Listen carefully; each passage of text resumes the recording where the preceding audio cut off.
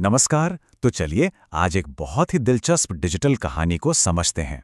इसे हम सिर्फ एक कहानी की तरह नहीं बल्कि आज के डिजिटल दौर के एक कल्चरल आर्टिफैक्ट के रूप में देखेंगे। नाम है रेशमा और राजेश की छिपी इच्छाएं। आइए इसमें थोड़ा और गहरे उतरते हैं। कहानी की शुरुआत होती है सीधे इस लाइन से। हेलो दोस्तों, मेरा नाम रेशमा है। ये किसी भी पारंपरिक नॉवल से बिल्कुल अलग है ना। कोई लंबी चौड़ी भूमिका नहीं, कोई तामझाम नहीं, बस एक सीधी पर्सनल पहचान, जैसे कोई हमसे सीधे सीधे बात कर रहा हो। और बस यही एक लाइन हमें तुरंत कहानी की दुनिया में खींच लेती है। तो जैसा मैंने कहा, यह सिर्फ एक कहानी नहीं है बल्कि एक ऐसे ट्रेंड का हिस्सा है जो आजकल खूब चल रहा है। इसे कहते हैं वर्नैक्युलर डिजिटल फिक्शन। मतलब ऐसी कहानियां जो खास तौर पर ऑनलाइन ऑडियंस के लिए उन्हीं की आम बोलचाल की भाषा में, किश्तों में या सीरीज में पब्लिश की जाती हैं। तो आखिर क्या है जो इस कहानी को इतना खास बनाता है? देखिए, पहली बात तो ये ऑनलाइन है। दूसरा, ये एक सीरीज है जिसमें अगले पार्ट का वादा किया गया है। और भाषा है इंग्लिश, यानी हिंदी और इंग्लिश का वो मिक्सचर जो हम आप रोज बोलते हैं। इसका टोन बहुत ही डायरेक्ट है, जैसे कोई हमसे बात कर रहा हो। और फोकस पूरी तरह से रोजमर्रा की जिंदगी और हमारी आपकी इच्छाओं पर है। और मजे की बात यह है कि भले ही इसका फॉर्मेट एकदम मॉडर्न और डिजिटल है, कहानी का जो ढांचा है ना, वो एकदम क्लासिक है। एक पारंपरिक कहानी वाला स्ट्रक्चर। ये दिखाता है कि कहानी कहने के तरीके भले ही बदल जाएं, लेकिन कहानी की जो आत्मा होती है, उसका जो कोर स्ट्रक्चर होता है, वो अक्सर वही रहता है। देखते हैं कैसे। तो कहानी शुरू होती है रेशमा के अकेलेपन से। यह है सेटअप। फिर कहानी में एक मोड़ आता है। एक शुरुआती घटना, बस एक उड़ती सी नजर। टकराव या कॉन्फ्लिक्ट तब होता है जब उसका पति राजेश वापस आता है। क्लाइमैक्स है उनका इंटीमेट मिलना और आखिर में सब कुछ एक शांतिपूर्ण माहौल में सुलझ जाता है। देखा जाए तो ये एक टिपिकल 3 एक्ट स्ट्रक्चर है जो हम हजारों कहानियों में देख चुके हैं। चलिए अब प्लॉट से हटकर कैरेक्टर्स को थोड़ा और करीब से देखते हैं, क्योंकि इस कहानी की असली जान तो इसके मुख्य किरदार ही हैं। रेशमा और राजेश, उनकी इच्छाएं क्या हैं, उनकी अंदरूनी दुनिया कैसी है, यही इस कहानी को पावरफुल बनाता है। और ये स्लाइड तो कमाल की है। ये रेशमा की पूरी इमोशनल जर्नी को बस 2 लाइनों में दिखा देती है। कहानी की शुरुआत में वो कहती है, मैं घर पे अकेली रहती हूं, जो उसके अकेलेपन को साफ दिखाता है। और कहानी के क्लाइमेक्स तक पहुंचते पहुंचते वो कहती है, मुझे बहुत मजा आ रहा था, जो उसकी खुशी और उसकी इच्छा की पूर्ति को दिखाता है। क्या कमाल का ट्रांसफॉर्मेशन है। अब आता है राजेश का पर्सपेक्टिव, सीधे उसी के शब्दों में।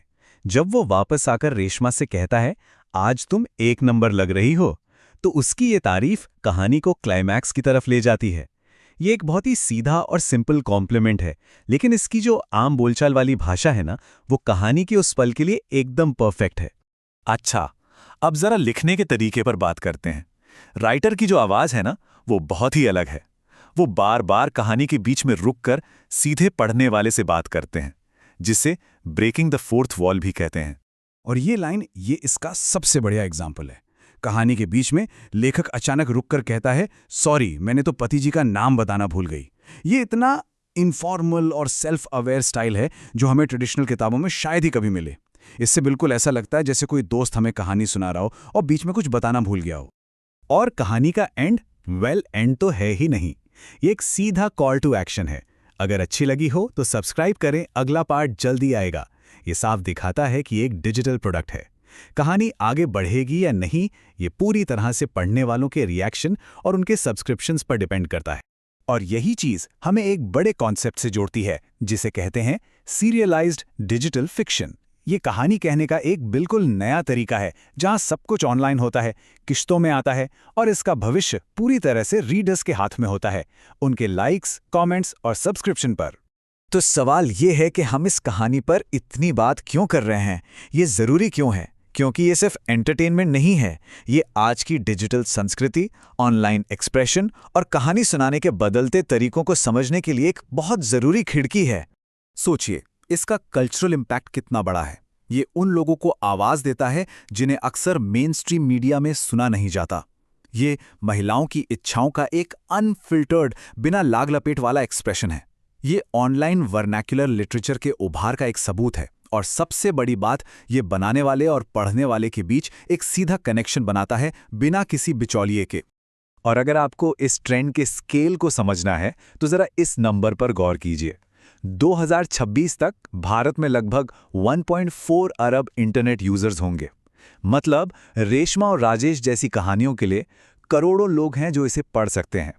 ये एक बहुत बहुत बड़ी ऑडियंस है जो लिटरेचर का भविष्य बदल सकती है। तो आखिर में ये कहानी हमें एक बहुत बड़े सवाल पर लाकर खड़ा कर देती है कि इस डिजिटल दौर में जहां कोई भी अपनी कहानी लिखकर दुनिया को सुना सकता है और कोई भी उसे पढ़ सकता है, तो असल में किसकी कहानी सुनी जाती है और कौन सी कहानियां हैं जो आगे बढ़ती हैं।